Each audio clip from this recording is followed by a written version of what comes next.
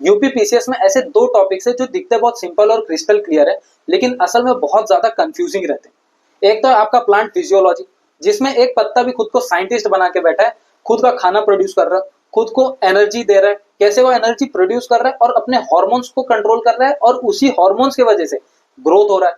दूसरी तरफ है आपका डिसीजेस, इतने सारे डिसीजेस है आपके सराउंडिंग में, उतने ज्यादा बैक्टीरिया, उतना फंगस, उतना वायरस, इतना प्रोटोजोआ और उन सब की ट्रीटमेंट्स और फिर सिंड्रोम, तो ये सब इतना कॉम्प्लिकेटेड हो जाता है और एग्जामिनर ठीक उसी जगह से क्वेश्चन पुट करता है। ठीक है, तो आज के इस सेशन में आपको फोटोसिंथेसिस प्रोसेस से चालू करूंगा, फिर प्लांट के ग्रोथ हार्मोन्स के बारे में बताऊंगा और फिर कितने सारे डिसीजेस जो आपके सराउंडिंग में उसके बारे में इन्फॉर्म करके उसके ट्रीटमेंट के बारे में बताऊंगा। ठीक है, आपको कुछ नहीं करना, पूरे लेक्चर में बने रहना है। 5 से 6 मार्क्स आपके यहां से बन सकते हैं अगर प्रोबेबिलिटी अच्छी रही तो। ठीक है, शुरू करते हैं। सबसे पहला है विच of the following element is present in chlorophyll. सबसे पहले हम फोटोसिंथेसिस का एक फॉर्मूला समझते हैं कि आपका कार्बन डाइऑक्साइड है और H2O है, ये सनलाइट के प्रेजेंट में और क्लोरोफिल के प्रेजेंट में प्रोड्यूस क्या करता है, ग्लूकोज प्रोड्यूस करेगा, एनर्जी प्रोड्यूस करेगा और साथ में ऑक्सीजन एक गैस रिलीज करेगा। इसमें दो गैस इंपॉर्टेंट आते हैं, एक है आपका कार्बन डाइऑक्साइड, दूसरा है आपका ऑक्सीजन। ये दो गैस को आपको याद रखना है। ठीक है, अब इसमें बोला है कि क्लोरोफिल में कौन सा ऐसा एलिमेंट है बहुत ज्यादा इंपॉर्टेंट है, ये एज इट इज फैक्ट है, ये है आपका मैंगनीज। अब मैंगनीज करता क्या है, क्यों इंपॉर्टेंट है, क्योंकि ये पूरे एंजाइम के बीच में जो रोल रहता है उसको एक्टिव करता है और उसी की वजह से फोटोसिंथेसिस प्रोसेस बहुत एक एक्टिव रोल में प्रोसीड करता है। ठीक है, most of the oxygen on earth is produced by, अभी मैंने बताया ऑक्सीजन और कार्बन डाइऑक्साइड दो मेजर गैसेस है फोटोसिंथेसिस के, तो ऑक्सीजन हम ह्यूमन लाइफ के लिए बहुत ज्यादा इंपॉर्टेंट है। अब ऑक्सीजन सबसे ज्यादा कहां से प्रोड्यूस कर रहा है, ग्रासेस, एल्गे, ट्रीज, पैडीफिल्ड्स, तो ये प्रोड्यूस कर रहा है एल्गी से। एल्गी से क्यों, अभी इसमें लॉजिक लगेगा आपका। अब देखो इसमें फॉर्मूला में क्या था, H2O था वाटर और यहाँ पे ऑक्सीजन, तो फिर ये जो ऑक्सीजन है ये मेजरली H2O से बनता है। ठीक है, ये जो एलिमेंट है मेजरली इससे बनता है। ठीक है, आपका ऑक्सीजन, तो अब जहां पे पानी रहेगा वहां पे ऑक्सीजन ज्यादा रहेगा, ये आपको समझ में आ गया। एल्गी ऐसा एक बाय प्रोडक्ट है नेचर का जो पानी के इर्द गिर्द वाले सराउंडिंग में अच्छा खासा फॉर्म होता है। ठीक है, तो फिर और खास करके जो मरीनल एल्गी है, जो समुद्र में पाए जाने वाले एल्गी है, वो सबसे ज्यादा ऑक्सीजन प्रोड्यूस करते हैं। क्यों, क्योंकि वहीं पे उसको वाटर मिला है और वहीं पे ऑक्सीजन है, तो फिर वो साइकिल बहुत जल्दी अच्छे से प्रोसेस कर लेता है और एल्गी आपका 90% ऑफ ऑक्सीजन कंट्रीब्यूट करता है आपके पूरे इकोसिस्टम में, ये आपको याद रखना है। तो फिर इसका आंसर एल्गी हो जाएगा। Photosynthesis occurs in night, day and night, day और नाइट, ओनली डे। तो फिर अभी नाइट में भी होता है और डे में भी होता है। ठीक है, डे में होता है ये आप सब जानते हो क्योंकि सनलाइट मिलता है। अब नाइट में क्यों होगा, नाइट में सनलाइट से इनडायरेक्टली होता है। इनडायरेक्टली कैसे कि सन का रिफ्लेक्शन मून पे पड़ेगा और मून लाइट से कुछ प्लांट्स ऐसे हैं जो उस मून लाइट से खुद के क्लोरोफिल को फुलफिल करते हैं और फिर बाद में वहीं से ये ग्रो करते हैं। तो फिर ये डे और नाइट दोनों होगा। डे एंड नाइट इसलिए नहीं होगा क्योंकि डे एंड नाइट में एक ही पेड़ अगर दिन और रात दोनों में बनाता अपना फूड तो डे एंड नाइट होता। ठीक है, लेकिन यहाँ पे ये नाइट वाला क्या है, ये एक्सेप्शन है। ठीक है, which light is most effective in photosynthesis process की बात हो रही है कि कौन सी लाइट बहुत ज्यादा इफेक्टिव है, रेड, ब्लू, ग्रीन, वॉयलेट। अब यहाँ पे वॉयलेट का कंसेप्ट नहीं आता, रेड, ग्रीन, ब्लू। आप जब एडिटिंग भी इनकेस आपने कभी लाइफ में किया रहेगा एडिटिंग, तो फिर 3 कलर आते हैं, RBG, ये 3 के कॉन्ट्रास्ट में आपको कलर रखना है, तो फिर उसी के आपको बस याद रखना है। ठीक है, उसका कुछ लिंक नहीं है, बस आपको याद रखना है। अब लाइट 3 जगह से आती है, इसमें सबसे ज्यादा इफेक्टिव रेड लाइट रहता है। क्यों, क्योंकि इसका वेवलेंथ सबसे ज्यादा है और वेवलेंथ की वजह से वो चीज अब्सॉर्ब करती है। लेकिन अगर रेड लाइट ज्यादा हो जाती है या फिर ब्लू लाइट ज्यादा हो जाती है तो फिर उसके भी साइड इफेक्ट्स है। रेड लाइट में क्या होता है कि इसमें सेल इलोंगेशन तो होता है, लेकिन इसमें जो पेड़ रहते हैं लंबे रहेंगे लेकिन कमजोर रहेंगे, क्योंकि सेल इलोंगेशन रहेगा लेकिन मल्टीप्लाई नहीं होगा। ठीक है, उसके पत्ते लंबे लंबे होंगे। लेकिन ब्लू में उसका उल्टा होता है, ब्लू में छोटा रहेगा, सेल मल्टीप्लाई होगा लेकिन हाइट छोटी रहेगी। ठीक है, तो फिर ये इसका ब्लू का ये साइड इफेक्ट है। लेकिन ग्रीन में ये चीज आपका नल करके रखता है, ग्रीन में आपका नल करके रखता है कि उसका जो एक प्रोसीजर है, जो एक स्टेप है, वो अपने एज के हिसाब से बढ़ता चला जाएगा। ठीक है, तो इसीलिए आप कभी भी देखे रहोगे कि ये जो नर्सरी में जो ग्रीन कलर से पूरा कपड़ा ढक के रखते हैं, क्यों ढक के रखते हैं, ताकि वो अपने एक एज के अनुसार बढ़े, ना कि वो फट से अपना ग्रोथ दिखाए। क्योंकि अगर वो ग्रोथ लाइफ साइकिल अपना लाइफ प्रोसेस जल्दी दिखाएगा तो उसकी डेथ भी बहुत जल्दी आ जाएगी। ठीक है, तो इसमें सबसे ज्यादा इफेक्टिव कौन सा है, रेड, क्योंकि इसका वेवलेंथ ज्यादा है। In photosynthesis solar energy converts into heat energy, kinetic energy, potential energy और लास्ट में दिया है light energy converts into mechanical energy. अब देखो सबसे पहले तो आपको ये समझना है कि सन से पास होके आ रहा है तो फिर ये सोलर एनर्जी रहेगा। ठीक है, अब लाइट एनर्जी इसलिए नहीं हो रहा क्योंकि अभी रेड लाइट, ब्लू लाइट ठीक है, लेकिन वो सनलाइट जब सन अपना लाइट देगा तभी तो अब्सॉर्ब होगा। तो फिर वो हीट एनर्जी हो रहा है नहीं, क्योंकि हीट एनर्जी अगर रहता तो फिर प्लांट कब के मर गए होते। फिर काइनेटिक एनर्जी तुरंत उसका मैकेनिज्म नहीं आ रहा, लेकिन पोटेंशियल एनर्जी, क्योंकि अभी सनलाइट से क्लोरोफिल सी, याद रहे क्लोरोफिल सी बहुत इंपॉर्टेंट चीफ है, ठीक है। क्लोरोफिल सी सबसे ज्यादा पिगमेंट अपने पास कंट्रोल करता है, और कभी भी फोटोसिंथेसिस होगा तो ग्रीन एरिया में होगा, ग्रीन से नॉन ग्रीन एरिया में जाएगा। नॉन ग्रीन एरिया कैसा, ब्रांचेस हो गए, स्टेम हो गए, रूट हो गए, सॉरी ब्रांचेस, स्टेम्स, रूट, ये नॉन ग्रीन जो एरिया, यहाँ पे ये अपना जो भी है ट्रांसपोर्ट करता है, सप्लाई करता है न्यूट्रिएंट्स को। तो फिर ये solar energy into potential energy, क्योंकि ये हर एक चीज को प्रमोट कर रहा है एक कैलिबर के through. In the night time it is advised not to sleep under trees because they liberate less amount of oxygen, they liberate harmful gases at night, they liberate carbon dioxide, they liberate carbon monoxide। अब photosynthesis के दो major gases, carbon dioxide, oxygen, पहले से रटते आ रहा हूं, अभी आपको भी याद हो गया होगा। अब प्लांट के पास दो ऑप्शन है, या तो वो कार्बन डाइऑक्साइड देगा या तो ऑक्सीजन देगा। अब वो ऑक्सीजन कब देता है, जब फोटोसिंथेसिस प्रोसेस होता है, मतलब जब सनलाइट रहता है, दिन होता है, तब देता है। अब नाइट में इसलिए एडवाइस नहीं किया जाता क्योंकि अगर आपके पास अगर दाएं और बाएं हैं, अगर आपसे कोई हाथ मिलेगा या तो आप दाएं से मिलाओगे, अगर आपका दाएं हाथ बिजी तो आपके पास कोई ऑप्शन नहीं है, आप बाएं हाथ से मिलाओगे। ठीक उसी तरह प्लांट के पास कोई और ऑप्शन नहीं, उसके पास अगर कार्बन डाइऑक्साइड फुलफिल है तो उसको भी सांस लेना देना है, तो फिर वो कार्बन डाइऑक्साइड ही रिलीज करेगा। इसीलिए बोला जाता है कि रात में आप कभी भी पेड़ के पास नहीं सो, क्योंकि कार्बन डाइऑक्साइड जब जाएगा तो फिर ह्यूमन के पास ऑक्सीजन डेफिशिएंसी हो सकती है, ठीक है। तो फिर इसका आंसर ऑप्शन सी रहेगा। When the bark of a tree is removed in a circular fashion all around, near its base it gradually dries up or dies because अभी मैंने आपको बताया था कि जो ग्रीन एरिया रहता है वो क्लोरोफिल लेता है, और क्लोरोफिल का एक खास बात है कि वो क्लोरोप्लास्ट एक एरिया है, उसके अंदर ग्रेना करके एक चीज है, ग्रेना को एनर्जी करेंसी बोलते हैं, प्लांट का एनर्जी करेंसी। अब ये क्या करता है कि सारे एनर्जी को स्टोर करके रखता है ग्रेना आपका, ठीक है। स्टोमेटा का ओपनिंग हुआ, स्टोमेटा के ओपनिंग से वो सारी एनर्जी लिया और ग्रेना में वो बैटरी अपनी चार्ज करके रख दिया। अब इसमें क्या होगा कि ये अपने ग्रीन एरिया से नॉन ग्रीन एरिया तक पहुंचाएगा। अब इसमें यह बोला गया कि बार्क को पूरा खाली कर दिया गया, मतलब सारे पत्ते झड़ गए हैं, इसमें सिर्फ डाल बची है, डाल, फिर बीच का जो ब्रांच है वो सब। अब वो सूख या फिर मर क्यों जाता है, क्योंकि वहां पे क्लोरोफिल का एब्सेंस है। अब जब क्लोरोफिल से जो मेजर न्यूट्रिएंट है वो आएगा ही नहीं, जब उसको फूड मिलेगा ही नहीं, तो फिर वो आगे का प्रोडक्शन या फिर उसकी लाइफ साइकिल कैसे बढ़ेगी, ठीक है। तो फिर इसका मतलब क्या है, roots are starved of energy. क्यों रूट, क्यों, ये नॉन ग्रीन एरिया है, रूट नॉन ग्रीन एरिया, तो फिर वहां पे फूड पहुंचा ही नहीं है, तो फिर इसके लिए यहाँ पे इसका ऑप्शन बी हो जाएगा। अब ट्रांसपीरेशन एक प्रोसेस की मैं बात बताता हूँ। ट्रांसपीरेशन दो है, एक है आपका जाइलम और एक है आपका फ्लोएम। फ्लोएम से याद रखना है फूड, ठीक है, फा से फ्लोएम, फा से फूड, ठीक है। फ्लोएम आपका फूड, उसमें न्यूट्रिएंट्स बहुत सारे आएंगे, सल्फर, पोटेशियम, ये सब न्यूट्रिएंट्स आएंगे जो वो सॉइल से, विंड से, सनलाइट से ऐसे अब्सॉर्ब करता है, ठीक है। और वहीं पे आपका जाइलम आता है जो है वाटर, वाटर सॉइल से खींच के आता है, ठीक है, सिर्फ सॉइल से आएगा या फिर पानी से आएगा, ऐसा है। अब xylem in plant is responsible for transporting water, ठीक है, इतना क्लियर हो गया। और फूड किसके लिए, फूड आपका फ्लोएम के लिए। ये ट्रांसपीरेशन का प्रोसेस है। विच of the following element is non essential for plant growth. अभी प्लांट ग्रोथ के लिए कौन से नहीं, इसमें दो कंसेप्ट आते हैं, एक है आपका मैक्रो न्यूट्रिएंट और ये दूसरा है आपका माइक्रो न्यूट्रिएंट। अभी मैक्रो न्यूट्रिएंट में 9 एलिमेंट ऐसे हैं जो आपके लिए बहुत ज्यादा इंपॉर्टेंट है, उसका एक शॉर्ट फॉर्म में बताता हूं, कौन, कैम, एसपीके, ठीक है, ये एलिमेंट है। कार्बन, हाइड्रोजन, ऑक्सीजन, ये 3 मेजर है। उसके बाद में आता है नाइट्रोजन, कैल्शियम, मैंगनीज। अभी मैंने बताया मैंगनीज, सबसे पहला क्वेश्चन हमारा मैंगनीज पे था। फिर आता है सल्फर, पोटेशियम, फॉस्फोरस, ठीक है। तो फिर ये आपके जो है 9 मेजर मैक्रो न्यूट्रिएंट्स हैं जो आपके प्लांट ग्रोथ के लिए बहुत ज्यादा यूजफुल होते हैं। अभी मैंने अगर ये याद रखा है तो फिर देखो पोटेशियम, मैग्नीशियम, कैल्शियम, ये मुझे याद है। अब सोडियम इसमें है ही नहीं, सोडियम हट गया, तो फिर बस इसीलिए आपको ये 9 माइक्रोन्यूट्रिएंट्स एटलीस्ट याद रखना है, अगर आप माइक्रोन्यूट्रिएंट याद नहीं रख पा रहे हो तो, ठीक है। Plant receive nitrogen in form of nitrate, इसमें कुछ नहीं है, बस आपको रट्टा मारते चलना है, ठीक है। अभी लिस्ट 1 और लिस्ट 2 है, प्लांट हार्मोन दिया है और उसके फंक्शन दिए। अभी प्लांट हार्मोन दो तरीके के होते हैं, एक होता है आपका ग्रोथ हार्मोन और दूसरा होता है आपका ग्रोथ इनहिबिटर। ग्रोथ हार्मोन क्या करेगा, आपके ग्रोथ को बढ़ाएगा, प्रोसीड करेगा कि आप और बढ़ो। ग्रोथ इनहिबिटर क्या करेगा कि वो देखेगा कि अगर जरूरत नहीं है जहां पे ग्रोथ की तो वो ग्रोथ इनहिबिट करेगा, लेकिन उसके एलिमेंट होते हैं। अभी ग्रोथ हार्मोन के कौन है, एक है आपका ऑक्सिन, दूसरा है आपका गिबरलिन और तीसरा है आपका साइटोकाइनिन, ठीक है, ये 3 है।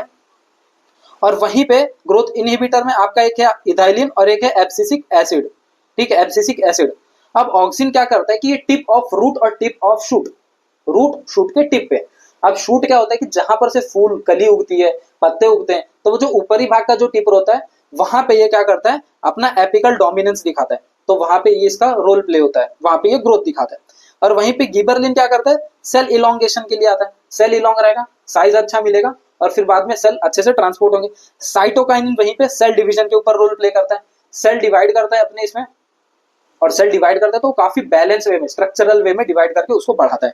और एब्सिसिक एसिड क्या करता है, अभी एब्सिसिक एसिड का बहुत सुंदर एग्जांपल है कोल्ड स्टोरेज, आप सब रिलेट करोगे। कोल्ड स्टोरेज ऐसा है कि आप जैसे कि बहुत सारा प्रोडक्शन है फूड का या फिर कोई चीज का, आलू ले लो, आलू का बहुत सारा आपने प्रोडक्शन किया, अब उसको आप पूरा खत्म नहीं कर पा रहे हो लेकिन आपको यूज करना है, आप क्या करते हो, उसको कोल्ड स्टोरेज में रख देते हो। आप कोल्ड स्टोरेज में क्या होता है, उन लोग एब्सिसिक एसिड स्प्रे करते हैं, तो उससे क्या होता है, बडिंग जो होता है, बडिंग कैसे होता है कि अभी जैसे कि ये आलू है, अब इसके ऊपर आपने छोटे छोटे ऐसे बीज देखे होंगे, ये बीज, तो फिर ये जो बीज रहते हैं इसको बडिंग बोलते हैं। तो एब्सिसिक एसिड क्या करता है, इसका प्रोडक्शन ही रोक देता है। अब इसका प्रोडक्शन नहीं होगा, इसका कारण क्या है, एक तो पहली बात तो ठंडा टेम्परेचर उससे चलेगा, अगर एब्सिसिक एसिड का इसका प्रोडक्शन रुका है, अब ये नहीं, सीड नहीं होगा तो बढ़ेगा नहीं, और बढ़ेगा नहीं तो फिर उसमें एनारोबिक रेस्पिरेशन नहीं आएगा। सीड आपका जब रहता है तो एनारोबिक रेस्पिरेशन को जन्म देता है, जब एनारोबिक रेस्पिरेशन नहीं आएगा तो वो चीज सड़ेगा नहीं और लंबे ड्यूरेशन के लिए रहेगा। तो इसके लिए एब्सिसिक एसिड आपका किसके लिए, इसके लिए ताकि वो लंबे समय तक प्रिजर्व किया जा सके, उसके लिए आता है।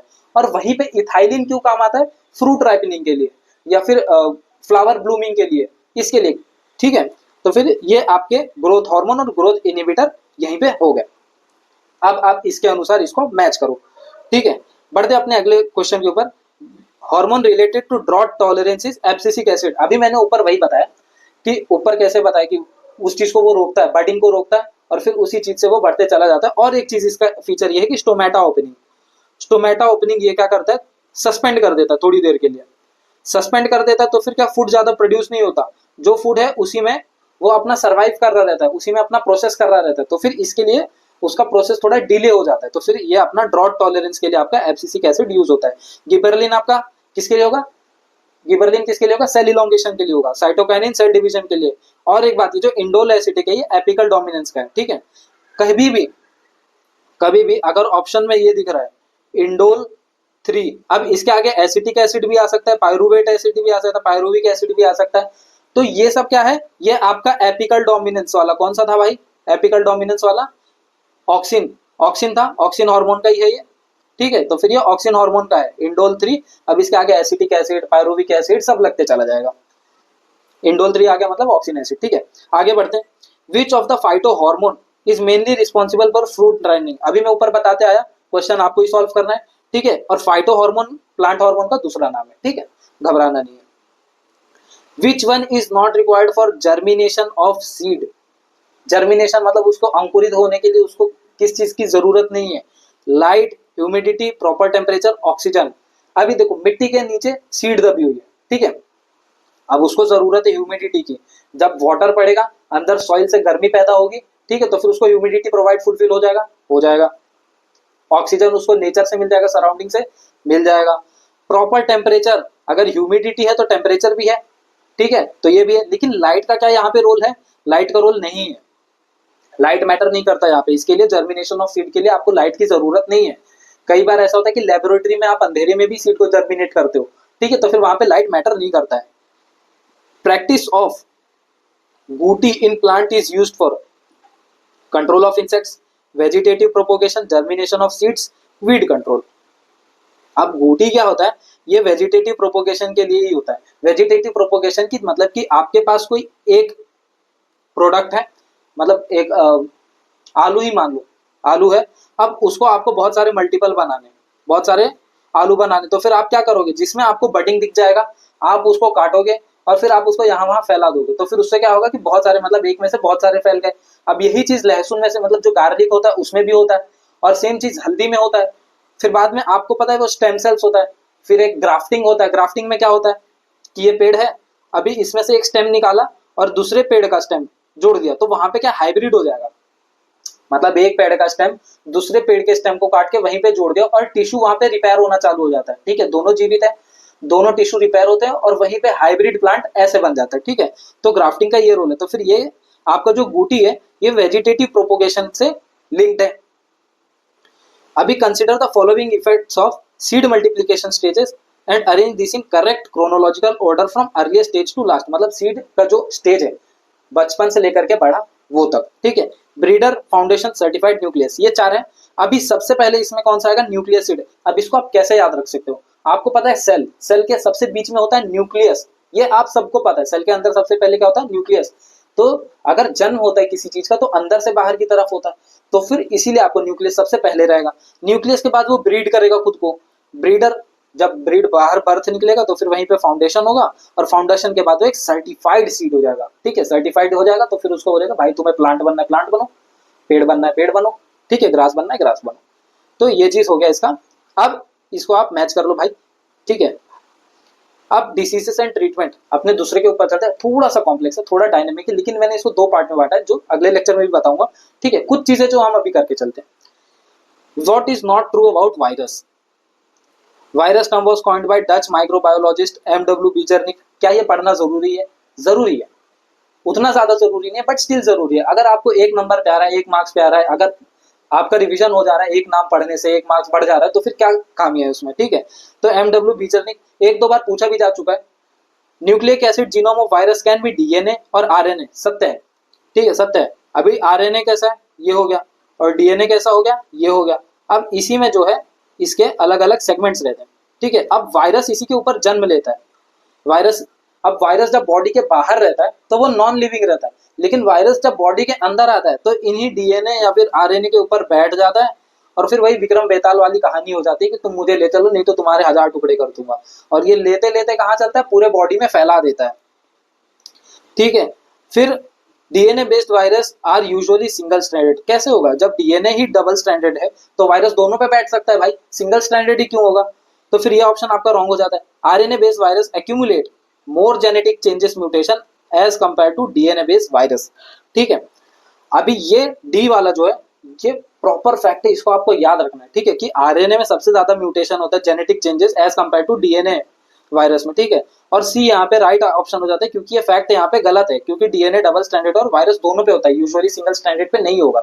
ठीक है, बहुत बेसिक था, लेकिन ये मैं इसलिए रही हूँ क्योंकि इसमें नाम कवर है। सबसे पहली बात, डीएनए आरएनए का क्लासिफिकेशन है, और ये सबसे इंपॉर्टेंट फैक्ट था डी। ठीक है, डी ऑप्शन पढ़ लेना। How do vector vaccine work to provide immunity? Vaccine सबसे पहले क्यों होता है? आपको रिकवर करने के लिए, आपको इम्यूनिटी बढ़ाने के लिए, और आपके बॉडी में जो भी हार्मफुल कंटेंट है उसको बाहर निकालने के लिए। अभी ये इसमें पूछा है कि वेक्टर वैक्सीन वर्क कैसे करता है। कोविड-19 रिलेटेड क्वेश्चन है। ठीक है, बाय इंट्रोड्यूसिंग अ वीकेंड और inactivated virus into the body. अब जब वायरस एक्टिवेटेड ही नहीं है तो फिर उसको बॉडी में डाल के मतलब क्या है? By directly attacking and destroying pathogens in the body. अभी वेक्टर वैक्सीन है, वायरस को डिस्ट्रॉय करना, तो फिर इसमें पैथोजन का कंसेप्ट नहीं आता। और दूसरी बात कि डायरेक्टली अटैक करते हैं तो फिर कहीं ना कहीं बॉडी के सेल्स को भी हार्मफुल इंपैक्ट पड़ सकता है, क्योंकि ये डायरेक्टली डीएनए से कनेक्टेड है। ठीक है, by placing the virus in a modified version of a different virus, by entering directly into cells and enabling them to create spike proteins. तो फिर डी नहीं होगा, क्योंकि प्रोटीन क्रिएट करके आप दूसरे वायरस को भी अच्छा खासा कहते हैं ना सपोर्ट दे सकते हो। Bye placing the virus in modified version of a different virus. अभी इसमें हमारे कोविड के टाइम पे भी क्या हुआ था कि जो हमें वैक्सीन लग रही थी उसमें वेक्टर वैक्सीन थी। वेक्टर वैक्सीन क्या करता है कि जाके बैठता है आपके वैक्सीन के सामने। ठीक है, उसमें आपको स्टार्टिंग में ऐसा लगता है कि आप बीमार हो गए, ठीक है, लेकिन उसी के बाद में आपका वो इम्यून सिस्टम बूस्ट कर देता है, हाई कर देता है।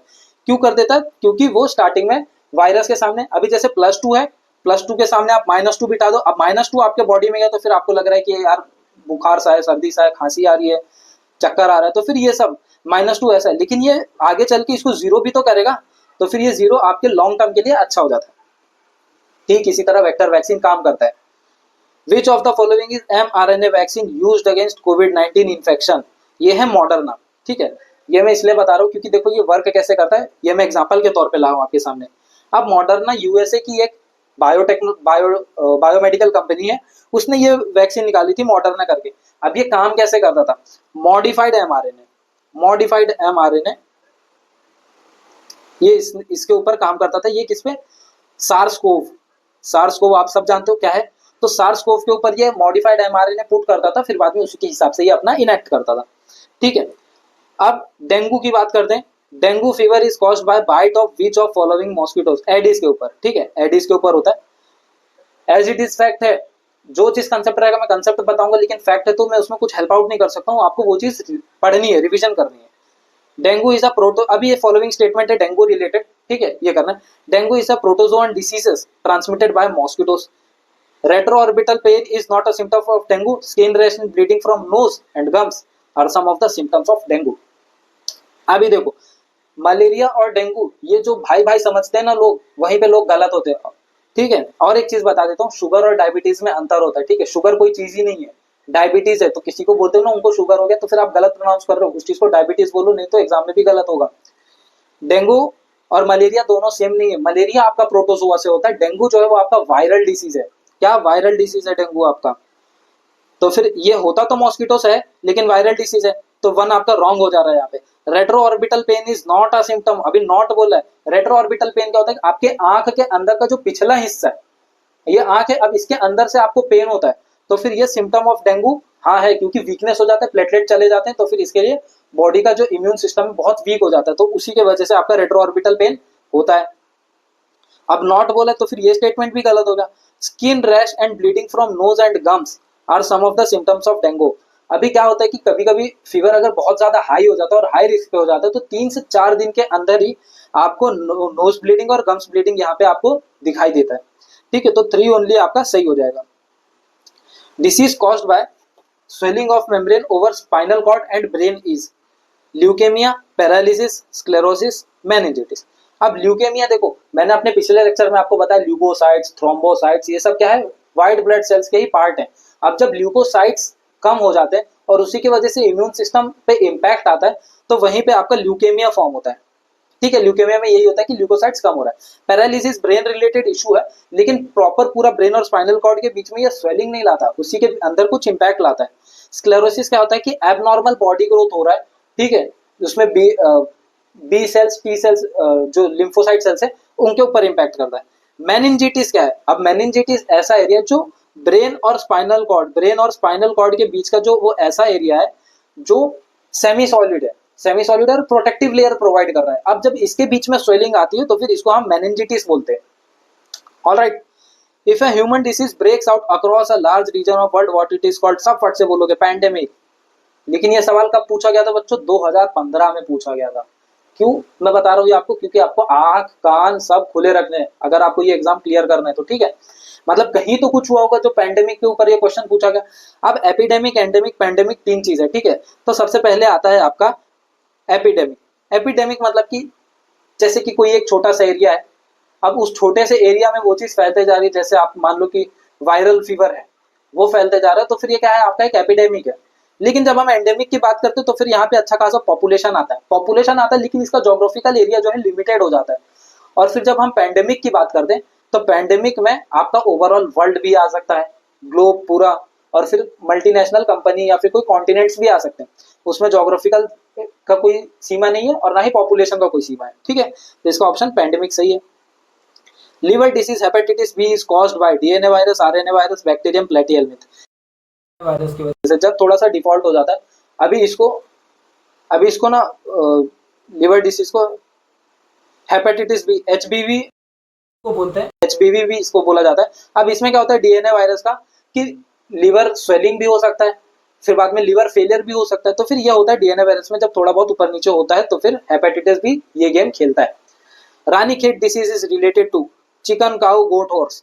Chicken as it is fact है, याद करते चलो, ठीक है। ठीक इसी तरह कुछ प्लांट के रहेंगे, अगले लेक्चर में बताऊंगा, ठीक है। Consider the following statements. AIDS is transmitted by sexual intercourse, blood transfusion, mosquitoes and other blood sucking insects across the placenta.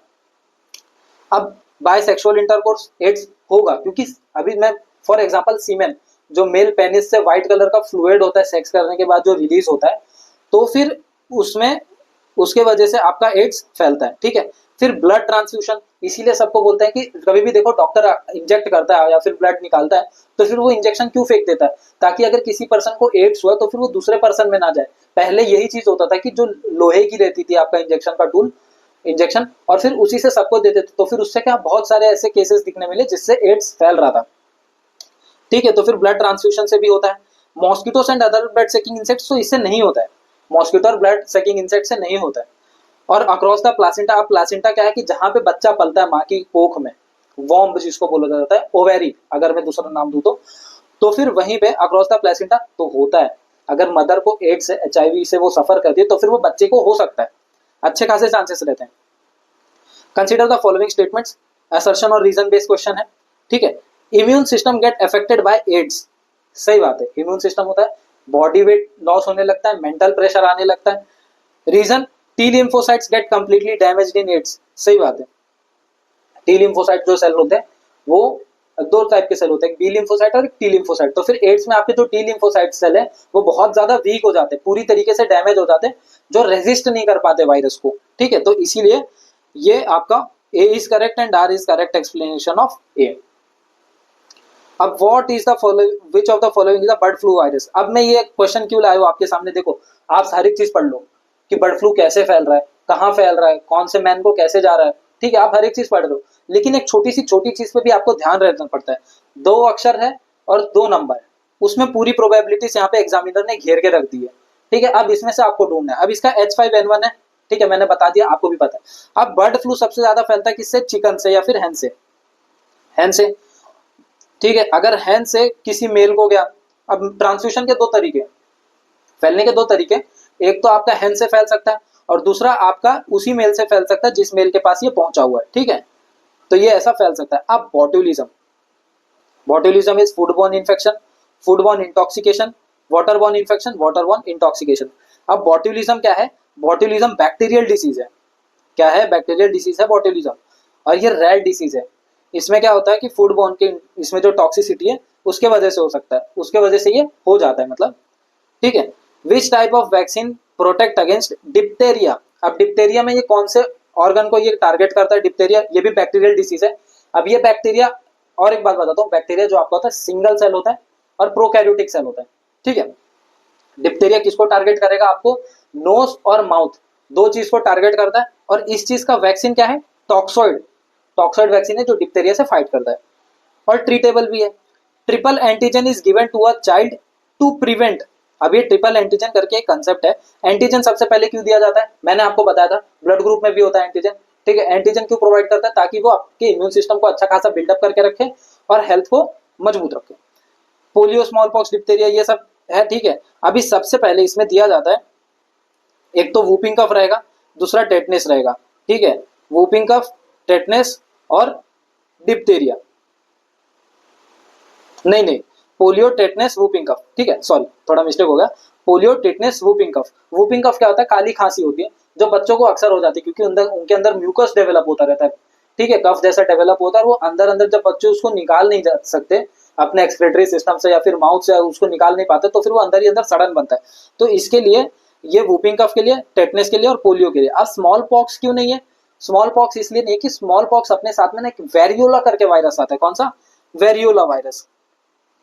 अब ये एक ऐसा वायरस है जो एक इम्यून सिस्टम बना के जाता है आपका, कैसे बना के जाएगा कि ये वेरियोला वायरस आपके मसल मेमोरी में सेव हो जाएगा, रिकॉर्ड हो जाएगा कि एक बार मुझे ये स्मॉल पॉक्स हुआ था तो फिर मैंने उस टाइम पे ऐसे ऐसे फाइट किया था, अगर इस बार मेरे सामने ये आ गया तो फिर मैं ऐसे फाइट करके इसको रेजिस्ट कर लूंगा, ठीक है। तो फिर ये स्मॉल पॉक्स आपके मसल मेमोरी को एक रिकॉर्ड दे करके जाता है।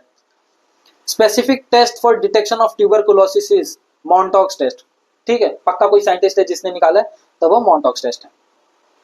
Which one of the following is not correctly match, हमेशा क्वेश्चन में याद दो, अगर नॉट लिखा है भले वो कैपिटल में लिखा है स्मॉल में लिखा है, लेकिन ध्यान से पढ़ो क्वेश्चन, ठीक है। ऑटो इम्यून डिसीजेस, रियूमेटॉइड आर्थराइटिस, ठीक है। आर्थराइटिस दो तीन जगह पे होता है, एक तो आपका जॉइंट पे हो सकता है, दूसरा बोन मैरो पे हो सकता है, तीसरा ब्लड पे नहीं, लेकिन जॉइंट पे और बोन मैरो पे यहाँ पे होता है आपका आर्थराइटिस, ठीक है। Genetic diseases, tuberculosis, scale might, mental disease, schizophrenia. अब ट्यूबरकुलोसिस जेनेटिक डिसीज कब से होने लगा, ट्यूबरकुलोसिस जेनेटिक डिसीज नहीं है बल्कि बैक्टीरियल डिसीज है, बैक्टीरिया से फैलता है, ठीक है। बाकी शिजोफ्रेनिया में क्या होता है कि आपको लगता है कि आपकी इमेजिनेशन एक वर्ल्ड चल रही है, आपका इसमें जो कॉग्निटिव माइंड है वो मल्टी रोल प्ले करने लगता है, कि आपको लग रहा है कि यहाँ पे कुछ हो रहा है, वहां पे कुछ हो रहा है, जबकि हो रहा कुछ नहीं रहता, आप अपने एक इमेजिनेशन में जीते रहते हो, ठीक है। स्कैबिस माइट की वजह से होता है, सही है। Disease tetanus is also known as lockjaw, ठीक है, क्योंकि जॉ पे इंपैक्ट करता है, इसके लिए lock jaw. Tooth decay is mostly caused by interaction in mouth between bacteria and food particles of, अभी बैक्टीरिया है, ठीक है, बैक्टीरिया देखो, कभी भी बैक्टीरिया का एक चीज बताता हूँ मैं आपको मजे की बात, आप जो ब्रेड खाते हो ना उसमें भी बैक्टीरिया है, बैक्टीरिया बहुत अच्छा रोल प्ले करता है, इवन जो दही जमाई जाती है उसमें भी बैक्टीरिया ही लगता है, ठीक है। सलाइवरी एमिलेस, आपने अगर कभी ब्रेड को पलटा रहेगा तो फिर उसके कंटेंट में देखना सलाइवरी एमिलेस रहेगा, वो बैक्टीरिया रहता है, वो प्रिजर्व करके रखता है आपके ब्रेड को, ठीक है। अभी ये सलाइवरी एलिमेंट्स सेम चीज सलाइवा अपने माउथ में रहता है, तो माउथ में क्या बैक्टीरिया है, और फूड पार्टिकल्स की बात की जा रही है तो फिर देखो प्रोटीन, फैट्स, कार्बोहाइड्रेट, सैलाइड्स, ठीक है। अब यहाँ पे CHO कार्बोहाइड्रेट्स आता है, ठीक है, N2N, CnH2nOn, ठीक है। अब यहाँ पे सी का और O का N का भी डिफरेंस हो सकता है, पहले लेक्चर में बताया था, वही रिपीटेड चीज है। अब यहाँ पे कार्बोहाइड्रेट और जब बैक्टीरिया मिक्स होते हैं तो फिर ये एनारोबिक रेस्पिरेशन देता है, क्यों, क्योंकि सलाइवा क्या करता है, प्रिजर्व करके रखता है, वो चीज प्रिजर्व करके रखा है, तो वही सलाइवरी एमिलेस, याद रखो बैक्टीरिया वो चीज बढ़ती जाएगी, प्रिजर्व करती जाएगी, और प्रिजर्व करके माउथ में अगर कोई चीज कंटिन्यू रहेगी तो फिर वो सड़न पैदा करेगा ही करेगा, ठीक है। तो वहीं पे टूथ डीके होता है आपका, तो फिर ये इसका आंसर कार्बोहाइड्रेट है। अब sulfa drug is which of the following types of drug, तो ये एंटी बैक्टीरियल ड्रग है, हम अभी तक बैक्टीरिया के बारे में पढ़ रहे थे, अब उसकी दवा के बारे में पढ़ो, ये सल्फा ड्रग है, ये एंटी बैक्टीरियल ड्रग है, ठीक है। Athletes foot is disease caused by bacteria, fungus, protozoa, nematode. तो एथलीट फुट क्या होता है कि मान के चलो कोई एथलीट ऐसा है जो जूता पहन के पूरा दिन भाग रहा है, बरसात हो, पानी हो, कुछ भी हो, अब उसके पैर में सड़न होती है, ठीक है, सड़न मतलब चमड़ी पतली होती है, नरम हो जाती है, अब उसके पैर के मतलब सारे उंगलियों के बीच बीच में देखोगे तो रैशेस निकलेगा स्किन का, फिर स्किन की पीलिंग होने, उसका जो कवरिंग है वो निकलना चालू होगी, तो फिर इसी को हम बोलते हैं एथलीट फुट। ये किसके वजह से होता है, फंगस की वजह से होता है। फंगस क्या करता है कि आपके कोई भी लेयर को बहुत नरम और कमजोर बना देता है, तो फिर वो लेयर क्या करती है, धीरे धीरे अपने ऊपर की परत को छोड़ना चालू करती है। Which disease is caused by fungi, polio, cholera, dermatitis, none of the above. Cholera हमने देखा बैक्टीरिया से हो रहा है, पोलियो हमने देखा किससे हो रहा है, ऑप्शन में बताओ, चलो कमेंट करो, और डर्मेटिटिस हमारा होता है फंगी की वजह से, ठीक है। Which one of the following disease is caused by fungi, फिर से फंगी का आया। एलर्जी इन्फेक्शन की वजह से हो रहा है, एड्स आपका HIV मतलब वायरल डिसीज है, कलर ब्लाइंडनेस ये आपका जेनेटिक डिसऑर्डर होता है, क्रोमोसोम्स इसमें फैक्टर प्ले करता है, उसका क्वेश्चन भी आ रहा है। अब बाल्डनेस, बाल्डनेस कैसा कि आपके स्काल्प तक जाता है, स्काल्प मतलब जो जड़ होती है, रूट होती है बाल की, वहां तक जाता है, तो फिर वहां पे फंगस अपना घर बनाता है, और अगेन मैं बताया आपको कि कैसे वो परत को एकदम ढीला कर देता है, लेयर कर देता है, तो बाल वहां पे टिकना बंद कर देते हैं, उसको वो कैपेबिलिटी मतलब बोलते हैं ना, वो उधर रिलाई नहीं कर पाती, खुद को स्टेबल नहीं कर पाती, इसलिए गंजापन वहीं पे आ जाता है। The organ affected by malaria is heart, lungs, kidney, spleen, तो फिर यहाँ पे इसका ऑप्शन स्प्लीन रहेगा। अब स्प्लीन क्या है ये मैं अपने पिछले लेक्चर में बताऊं, भैया जाके देख लो, लेक्चर में एक्सटेंड नहीं करूंगा बाकी बच्चों के लिए। Malignant malaria is caused bye Plasmodium vivax, Plasmodium oval, Plasmodium malaria, Plasmodium falciparum. अभी इसका ऑप्शन तो प्लाज्मोडियम फाल्सीपेरम है, एज इट इज आपको याद करते रखना, इसमें कॉन्सेप्ट नहीं है, लेकिन आपको इसमें एक फैक्ट याद रखना है कि प्लाज्मोडियम विवैक्स जो है ये मेजरली जो है मलेरिया इसी की वजह से होता है, 65 से 70% तक, ठीक है, किससे, प्लाज्मोडियम विवैक्स की वजह से। जब पूछा जाए कि most of the malaria is caused bye, तो फिर प्लाज्मोडियम विवैक्स आ जाएगा, और फिर बाद में मैलिग्नेंट का पूछा जाएगा तो फैल्सीपेरम आ जाएगा, ठीक है, simple. Disease caused by nematodes, filaria, fluorosis, encephalitis, leprosy. अभी इसका आंसर फिलेरिया है। फिलेरिया क्या करता है कि अंदर ही अंदर स्पोर्स बनाना चालू करता है, ठीक है। स्पोर्स कैसा होता है कि सपोज ये एक सरफेस है, अब इसके अंदर ये छोटी सी ऐसे सीड जैसे जम गई, अब ये धीरे धीरे बढ़ना चालू होगी, अब बढ़ रही है भाई, ये घड़ी बनाते चली जा रही है, घड़ी बनाते चली जा रही है, तो फिर इससे क्या होता है कि आपके जिस शरीर के हिस्से में ये बढ़ रहा रहता है तो फिर वो बीमारी का घर बन जाता है, ठीक है। Which disease among this is spread by protozoa, सीधा सीधा मलेरिया दिख गया, मार दो मलेरिया एकदम सट्ट से। Sleeping sickness happens due to deficiency of vitamin A, deficiency of calcium in body, rising of blood pressure, unicellular animal named trypanosoma. अभी इसमें यह नहीं देखना कि ये बहुत अलग है तो फिर हम इसी को मार्क करके चलते हैं, ऐसा नहीं है। एक से करके एक वॉर्म था, कीड़ा था, साउथ अफ्रीका के रीजन में से करके एक कीड़ा था, वो जिसको काटता था उसको नींद ही नहीं आती थी, तो जब उसको पता चला गया तो फिर वो एक यूनिसेलुलर एनिमल निकला जिसको एक साइंटिफिक नाम दे दिया ट्राइपैनोसोमा, उसको लोकल में से करके बुलाते थे, तो फिर ये इसकी कहानी है। अब लिस्ट 1 लिस्ट 2 को मैच करना है भाई, ठीक है। अब लिस्ट 1 लिस्ट 2 जब ऐसे आ जाए, बहुत सारे बीमारी आ जाए, वो किसके कारण हो रहे हैं या फिर उसकी क्राइटेरिया पूछी जाए, तो सबसे पहले आपके दिमाग में जो बीमारी है उस चीज को आप मैच करके साइड हटाओ। ठीक है, तरीका बताता हूँ। अभी जैसे एड्स और मलेरिया, आप इसमें से दो चीज सुने हो काफी ज्यादा। तो एड्स किससे वायरस होता है? HIV से, आ गया आपका वायरस, खत्म। मलेरिया प्रोटोजोआ से, खत्म। अब बाल्डनेस अभी बताया मैंने, फंगस से फैल रहा है, खत्म। और प्लेग आपका बैक्टीरिया से। सिंपल था। ऐसे ही आपको सॉल्व करना है, कोई चीज ऐसे ही बढ़ते चलना है। ठीक है। In human trisomy of chromosome number 21 is responsible for hemophilia, Klinefelter syndrome, Down syndrome, Turner syndrome. अब ट्राइसोमी में क्या होता है कि यूजुअली आपके डीएनए के दो स्ट्रैंड होते हैं, उसके दो रेप्लिका होते हैं। ठीक है, लेकिन इसमें क्या होता है कि आपका तीसरा रेप्लिका बन के आता है, तीसरा रेप्लिका बन के आता है, तभी ये ट्राइसोमी बनता है। तो फिर इसमें क्या करता है, क्रोमोसोम 21 क्रोमोसोम इसमें अपना खेल खेलते हैं, जिसके वजह से वो जो चेहरा रहता है, हमारा चेहरा कैसा है, नाक मुंह सब एक गढ़न है। ठीक है, एक प्रॉपर स्ट्रक्चर होगा, कैसा फ्लैट फेस हो जाएगा, कान टेढ़े मेढ़े से हो जाएंगे, तो फिर उनकी वो चीज खिल नहीं पाती। ठीक है, तो ये टर्नर सिंड्रोम। ठीक है, 21 क्रोमोसोम नंबर 21 ट्राइसोमी क्या है, टर्नर सिंड्रोम। अब हीमोफीलिया, ये अमीरों की बीमारी है हीमोफीलिया। क्यों बोल रहा हूँ ऐसा? क्वीन विक्टोरिया को भी हीमोफीलिया हुआ था। अब इसमें women appear in women, women appear in man, man appear in women, man appear in man. अभी इसमें क्या होता है कि ब्लड क्लॉटिंग, ब्लड क्लॉटिंग नहीं, ब्लड क्लॉटिंग के जो रेजिस्टेंट होते हैं वो नहीं होते इसमें। इन केस अभी जैसे कि मेरे हाथ में थोड़ा सा चाकू या फिर कोई धारदार चीज लग गई है, तो फिर वो धीरे धीरे अपने आप रुक जाएगा एक टाइम पे, क्योंकि मेरे पास वो मेरे बॉडी में ब्लड क्लॉटिंग का भी एक एलिमेंट है। ब्लड क्लॉटिंग क्या करता है, ब्लड रोकता है, ब्लड के फ्लो को रोकता है। ठीक है, तो वो ब्लड क्लॉटिंग एलिमेंट अपने टिश्यू के थ्रू रोक देंगे। लेकिन इसमें क्या होता है कि वो टिश्यू का एब्सेंस थोड़ा थोड़ा हो जाता है, इसी को हम हीमोफीलिया बोलते हैं। हीमो मतलब आपका ब्लड, फीलिया मतलब लवर, इसीलिए वो चीज बहते जा रहा है, खून आपका बहते जा रहा है। तो इसका क्या है, वुमेन अपीयर इन मैन। ठीक है, ये चीज क्वीन विक्टोरिया को होता है, इसके लिए इसको रॉयल ऐसा करके डिसीज इसको नाम भी दिया गया है। In respect of women, man can suffer more of colour blindness because they pass more through mental tension. ये कोई बात ही नहीं हुई, फीमेल मेल दोनों को टेंशन है भाई, जेंडर इक्वालिटी SDG अपना गोल है। ठीक है, they live out of home relatively मोर, ये भी कोई बात नहीं, मतलब कोई घर के बाहर है तो उसको यही हो जाएगा। They have only one x chromosome, commonly they have less fat. अब ये जो एक्स क्रोमोसोम है, देखो मेल के पास कौन से क्रोमोसोम है, एक्स क्रोमोसोम, वाई क्रोमोसोम। ठीक है, और वो बेबी का जेंडर डिसाइडर भी होता है कि उनके तरफ से कौन सा जा रहा है। हाँ, वो वॉलेंट्री नहीं जाता, लेकिन उन्हीं का एक जेंडर डिसाइडर है कि अगर एक्स क्रोमोसोम गया तो फिर वो बेबी गर्ल हो जाएगी, और वाई क्रोमोसोम गया तो बेबी बॉय हो जाएगा। ठीक है, अभी फीमेल में क्या होता है, दो एक्स क्रोमोसोम है। अब एक्स क्रोमोसोम कलर ब्लाइंडनेस में रोल कैसे प्ले करते हैं कि एक्स क्रोमोसोम आपका क्या है कि रिसेस करता है, रेसिस्ट करता है कलर ब्लाइंडनेस के एक्टिविटी को। अब इनके पास एक ही है, तो फिर ये वल्नरेबल है कहीं ना कहीं। मेल की बात कर रहा हूँ, ये कहीं ना कहीं वल्नरेबल है। वहीं पे फीमेल के पास दो एक्स क्रोमोसोम है, तो फिर वो वहां पे स्ट्रॉन्गर हो जाते हैं, मतलब उनके पास ज्यादा रेजिस्टेंट है कलर ब्लाइंडनेस को लेकर के। तो फिर इसीलिए they have only one x chromosome. ये आपका हो गया।